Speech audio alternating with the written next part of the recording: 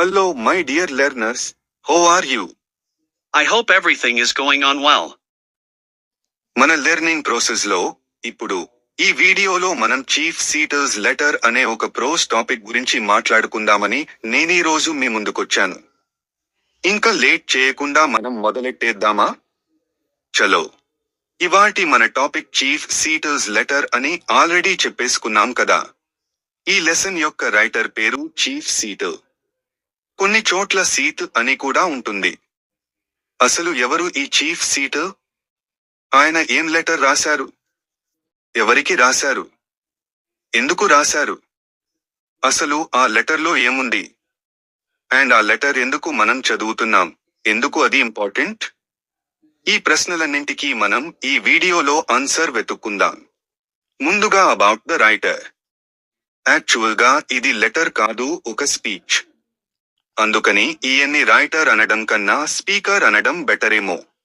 ఈయన అందరికీ chief seater అనే పేరుతో బాగా పరిచయం. చీఫ్ అంటే లీడర్ అనే అర్థంతో మనం ఇక్కడ అనుకోవచ్చు. సో, పేరులోనే తెలిసిపోతోంది ఈయన ఒక లీడర్ అని, కదా. ఈయన ప్రాచీన అమెరికాలోని సుక్వామిష్ అండ్ దువామిష్ అనే రెండు తెగలకు నాయకుడు. ఈయన పుట్టిన సంవత్సరం ఇది అని రికార్డ్స్ లో ప్రాపర్ గా లేదు. కానీ సుమారు 1786వ సంవత్సరం ఆ ప్రాంతంలో పుట్టి ఉండవచ్చు. 1866లో మాత్రం చనిపోయారు. ఈయన ధైర్య సాహసాలకి, సాహసోపేతమైన నాయకత్వానికి పెట్టింది పేరు. వాటి వల్లే ఈయన పాపులర్ అయ్యారు. ఇప్పుడు అబౌట్ ద లెసన్. ఇందాకే చెప్పుకున్నాం కదా, నిజానికి ఇది లెటర్ కాదు, స్పీచ్ అని. ఇదాయన 1850-60ల మధ్యకాలంలో ఇచ్చిన స్పీచ్.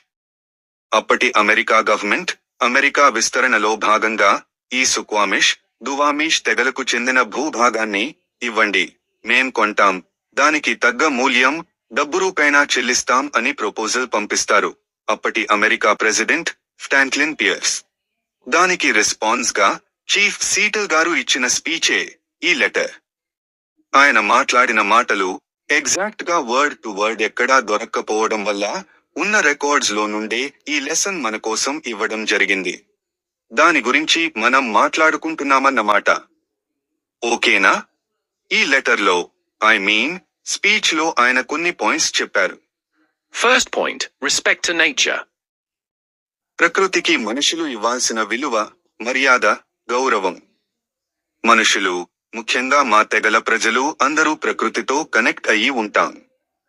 దానుండి మనల్ని ఎవరూ విడదీయలేరు. The earth does not belong to man, but man belongs to the earth.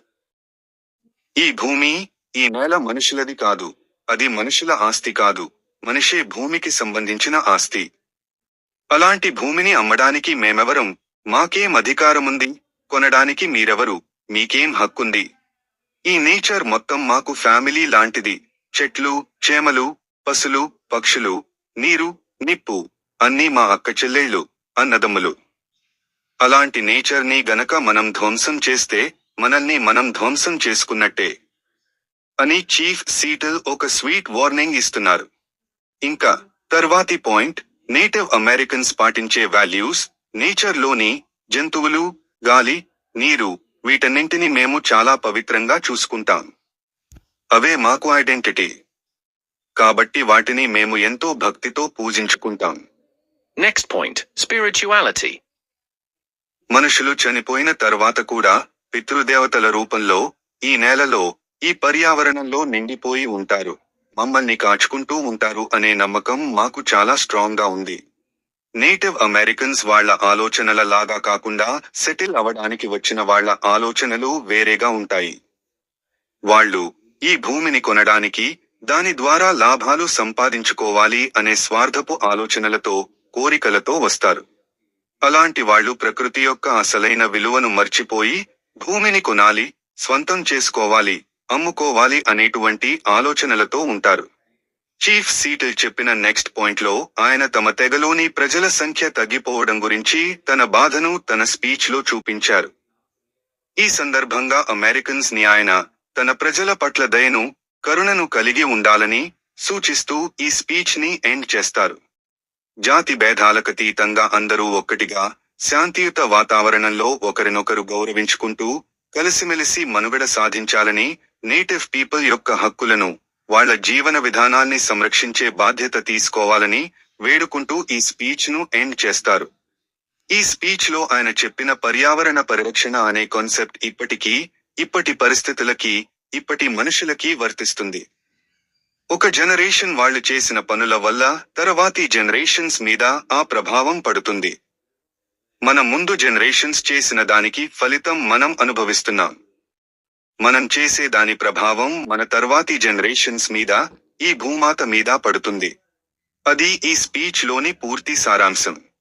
అందరికీ అర్థమైందని అనుకుంటున్నాను. ఏమన్నా డౌట్స్ ఉంటే అడగండి ప్లీజ్. తర్వాతి లెసన్ గురించి నెక్స్ట్ వీడియోలో డిస్కస్ చేద్దాం. ఇప్పటి వరకు ఈ వీడియోని స్కిప్ చేయకుండా చూసినందుకు థ్యాంక్ యూ వెరీ మచ్. దీనికి సంబంధించి మీకేమన్నా డౌట్స్, సజెషన్స్ ఉంటే కమెంట్స్ రూపంలో చెప్పండి. వీడియో మీకు నచ్చితే లైక్ చేయండి, మరికొంతమందికి షేర్ చేయండి, వాళ్ళకి కూడా యూజ్ అవుతుంది. అండ్ మరిన్ని వీడియోస్ కోసం సబ్స్క్రైబ్ చేయండి. Have a great time. All the best, and bye.